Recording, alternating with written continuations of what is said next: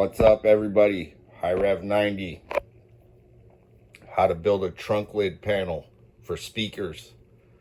Fiberglass. How to fiberglass your trunk lid. You can do this with any panel in your car without destroying your panels. I see so many guys, they hack into the freaking existing A-pillar or whatever panel is in the car, and then it's ruined. Especially my car, because I got a Focus wagon, 2002 Focus wagon, and the wagons are really, really hard to come by. It's at the junkyard these days. So, not to mention the fact that fiberglass does not stick to this polypropylene plastic very well. That's why it's so easy to mold one. But check this out. Take this down, watch this. Bam! Look at that. Here we go. You can see where I flared it up there. Flared it up. Make it kind of a, it's not flush mount and it's not surface mount. But basically, I did this fiberglass, and don't use that chop strand stuff for this type of thing, man. That chop strand stuff is for certain situations, and even the heavy stuff is for boats, man. You doing boat work with that stuff. This is not a boat piece right here. Use fiberglass cloth, the fabric. I'll steer you guys in the right direction. That's going to be a whole different video. I don't have time for that today. I'm just showing you guys this thing. Look at what we got. That thing is beautiful. The texture. The texture, I used that stone stuff. Rust-Oleum, hard to see there. A little built up there. You get a better idea maybe there. Yeah, see, it's a little more built up. But I used that stone. And then I used, that enamel. This is dark taupe. It's not the exact match I was looking for the color, but when I was using the camouflage khaki, it kept messing up on me when I put clear coat over it. For some reason, it was not working good. The color was starting to separate, so I was having problems. And then that worked out. Actually, once I got a few coats, it worked out like primer and leveled in some of the highs and lows. I'm a little lean on the texture right there.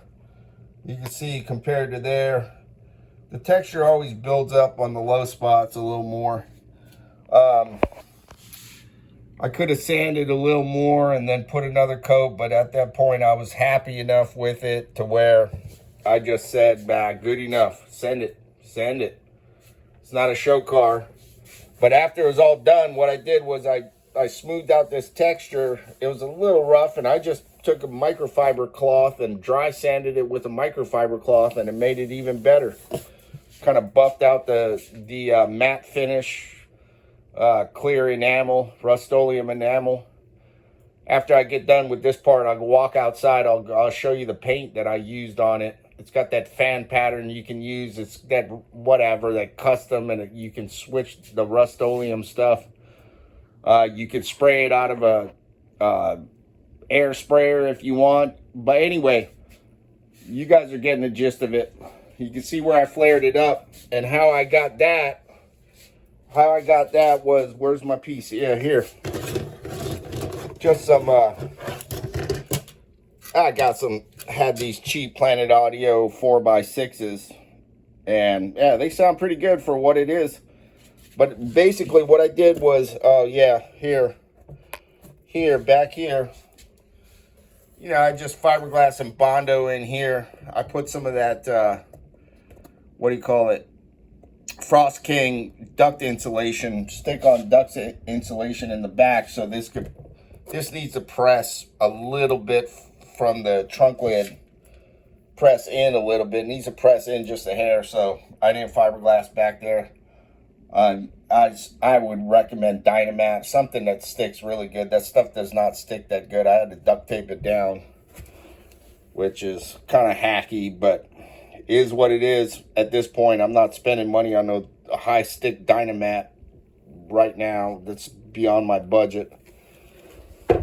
The backside ugly, who cares about that? I ain't worried about it. But The front side is what it is. And I got my, mount my speakers. So I took this, after I was all done, right? This part here, I had to cut this out. Then I backed it with some fiberglass, filled it in, blah, blah, blah. And then cut my outline for my speakers. And then took this, set it in there, and molded around it with some filler. And again, that filler, I'm going to show you guys. Never mind that Bondo. You guys use Bondo for certain stuff, but man, it's a pain to work with. It's expensive. It's heavy. I'm going to show you guys some proper directions, surfboard materials. Just like this. That, no using that chop strand. That stuff is a nightmare. You got splinters everywhere. It's rough. It's heavy. Use fiberglass cloth. You can get a whole roll of that stuff for super cheap. Then you get scraps. You got plenty of scraps to build speaker pods or whatever else. But this, anyway, so I had this here. I taped it down with some two-sided tape. Gorilla two-sided tape is the best one. And then I just use my filler and go around it. Sand it all real good. Spray your guide coat. You can use any spray paint, primer, whatever, as a guide coat. Spritz it on. That's your guide coat. That way you see all your highs and lows. Go look at how to use guide coat. You don't need that powder guide coat. You can just spray whatever color. And you get it nice and flat. So that's the end product. And again, fiberglass cloth, not matte. You don't want to use fiberglass matte. The matte serves its purpose in certain situations. Not when you're trying to build something like this, man. You're going to end up with a disaster, lumps, bumps, all kinds of jazz. You're going to end up using 5 gallons of body filler. And this too, here. If you want to use this to give it a finished look, and then where's that other grill? Oh, right here. And then paint this a contrasting color so it fits in there. And you got this black. You'll have this black against this tan, beige, taupe, whatever it is. Then this, say if it's another tan, then you're gonna have that contrasting look.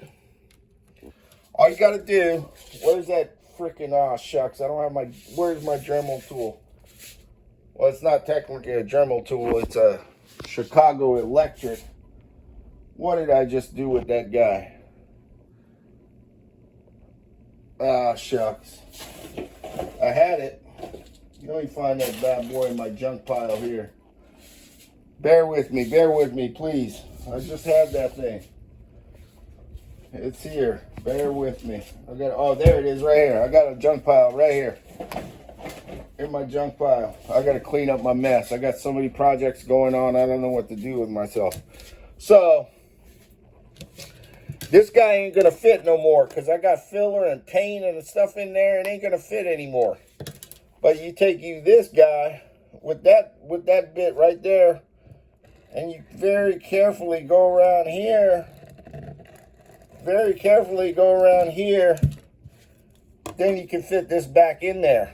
And then get your grill. You paint your grill whatever color. Then you got the color here. Then you got this nice black trim. And then you're going to have your other color grill right in there. And you can do that with your 6.5 or the 5 1/4. This is a Sherwin Vega. You do whatever, right? You do it all. Boom. My situation, I could only fit 4" by 6" or 4". I could not fit 5 1/4 or anything else. And they're a bit heavy. I had to get new, what do you call it?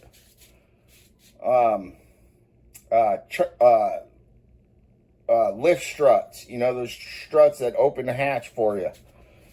But, you know, I got these Scar Audio grills. I mean, you guys get the idea. You can do whatever you want. I'll be selling too, man. I'm gonna turn you guys on to some stuff. I got more tricks than a cat house on nickel night, man. That's why it's High Rev 90 Home Mechanic. I'm gonna be blowing it up. Dude, this thing came out sick. Look at that. The thing's huge, just 4 feet long. Dude, that thing is at least 4 feet. I don't have a tape measure right off the bat, but I'm guessing 1, 2, 3.5, 4 feet. I want to say 39 inches was it, if I remember correctly. But this thing came out killer.